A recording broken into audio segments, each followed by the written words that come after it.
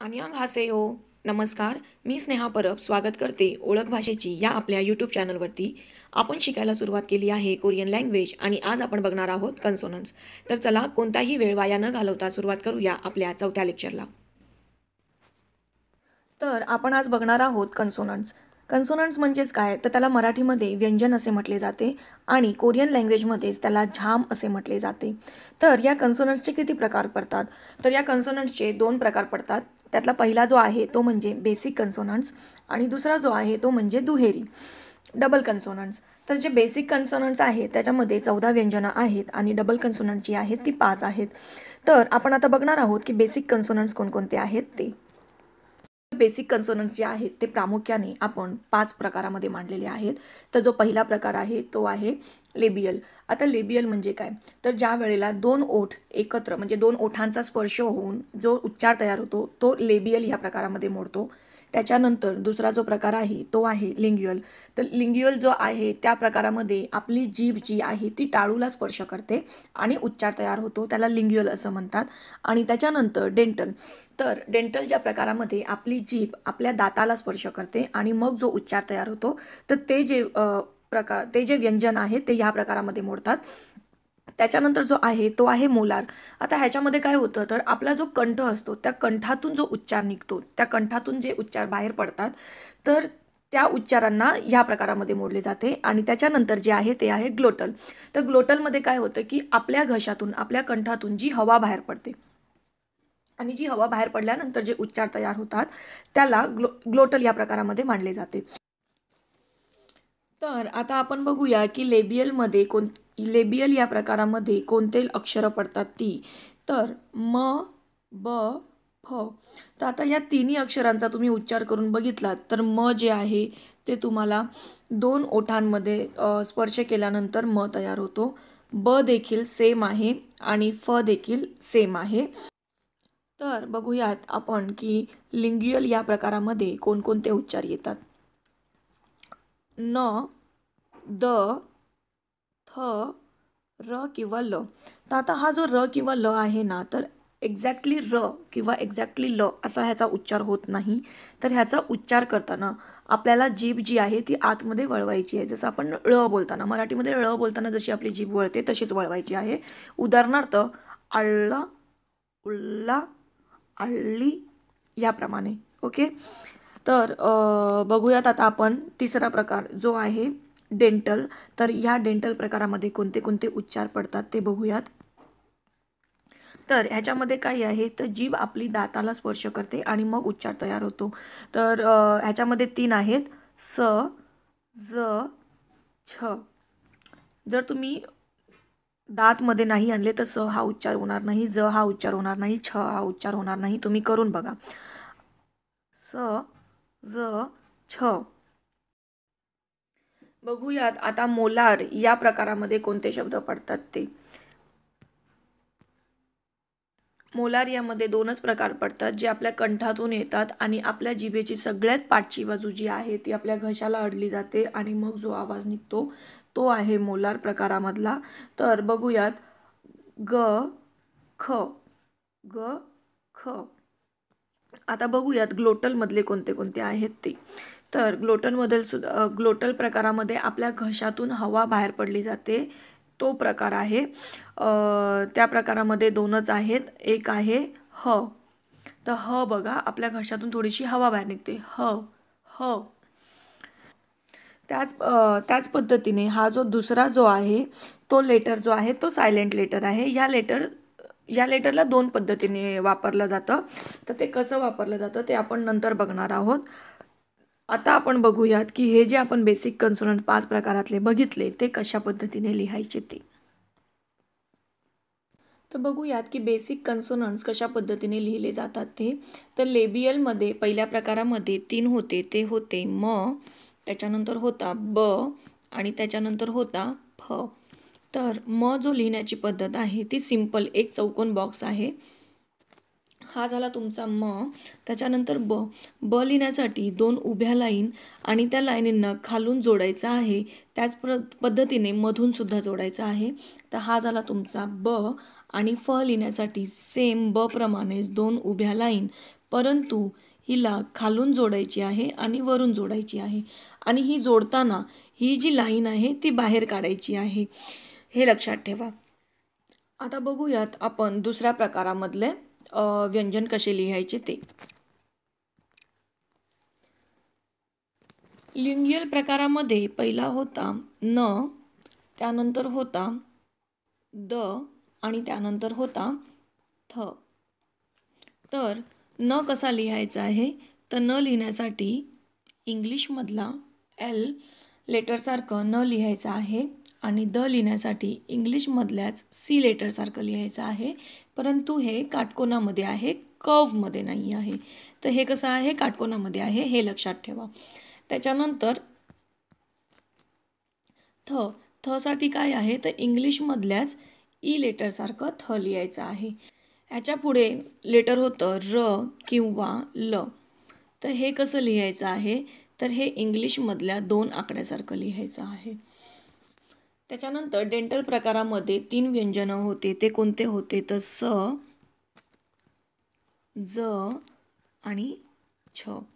तर हा जो स, ज आणि छ आहे, हे तिन्ही लेटर सेम आहेत. ह्यांच्यामध्ये थोडासा स्लाइटली फरक आहे, तर तो फरक नीट लक्ष देऊन बघा.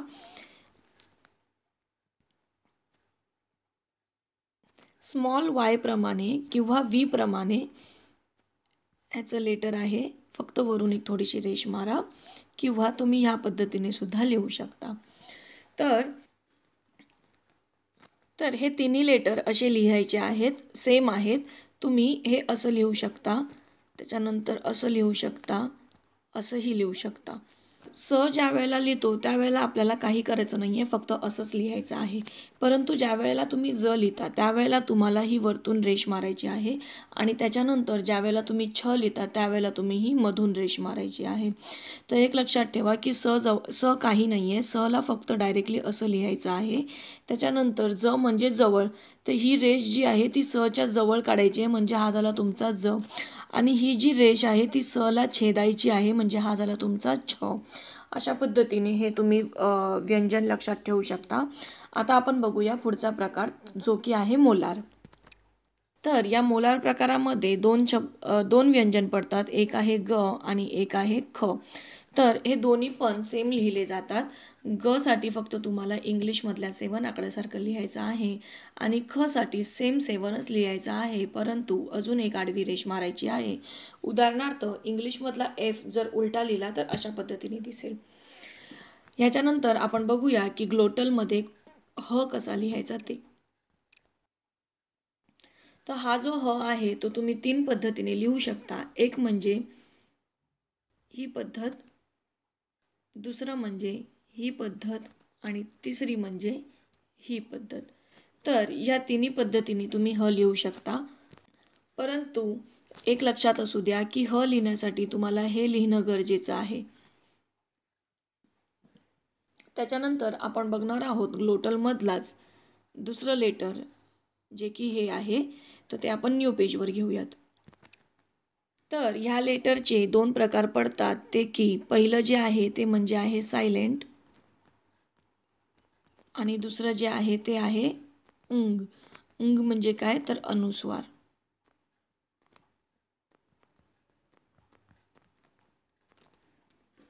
दोन पद्धतीने वापरला जातो. तर सायलेंट कधी वापरला जातो, तर स्वर, आपण जे स्वर बघितले आ, अ, ओ, उ, तर हे जे स्वर बघितले, सगळे स्वर, फक्त हेच असे नाही, सगळे स्वर मी फक्त उदाहरणासाठी लिहिलेले आहेत. हवं तर मी तुम्हाला दुसऱ्या पेजवर दाखवते. तर हे जे स्वर आहेत, तर ह्या स्वरांच्या मागे जर लागलं तर हा झाला तुमचा सायलेंट आहे. आणि प्लस आता हे जे खाली आहेत, जसं आता इकडे बघा, हा ओ आहे, हा यू आहे, तर ह्यांच्यावरती हा अ आहे, ह्याच्यावरती ह्या लेटरच्या वरती जर लागला तर ह्याचा सायलेंट म्हणून यूज केला जातो. हे सायलेंट व्यंजन आहे. स्वर आपण नुसते लिहू शकत नाही. उदाहरणार्थ मराठीमध्ये जर आपण लिहायला सांगितलं की आ लिहा, तर तुम्ही फक्त आ लिहिता का? ई लिहायला सांगितलं तर तुम्ही फक्त वेलांटी लिहिता का? किंवा ऊ लिहायला सांगितलं तर असं लिहिता का? नाही. तर ह्याच्या पाठी तुम्ही एक व्यंजन लावता. हे जे व्यंजन आहे ते काय आहे? सायलेंट व्यंजन आहे. त्याच पद्धतीने कोरियामध्ये सुद्धा सायलेंट व्यंजन आहे, ते म्हणजे हे. आपण नुसता काना देऊ शकत नाही किंवा नुसती वेलांटी देऊ शकत नाही, तर त्याच्या पाठी आपल्याला एक व्यंजन लावण्याची गरज असते. त्याच्यासाठी हे सायलेंट व्यंजन इथे वापरलं जातं. आपण आता बघूया ह्याचा सेकंड उपयोग काय आहे ते. समजा आपण इथे असं लिहिलं ना, मा, बा, तर ह्याच्या खाली जर ते लेटर लागलं तर ह्याचा उच्चार कसा होईल? नांग, ह्याचा होईल मांग आणि ह्याचा होईल बांग. तर ह्या पद्धतीने याचा उच्चार होतो. याचा अर्थ काय आहे? एनजी, किंवा काय मराठीमध्ये काय बोलतो आपण त्याला? अनुस्वार.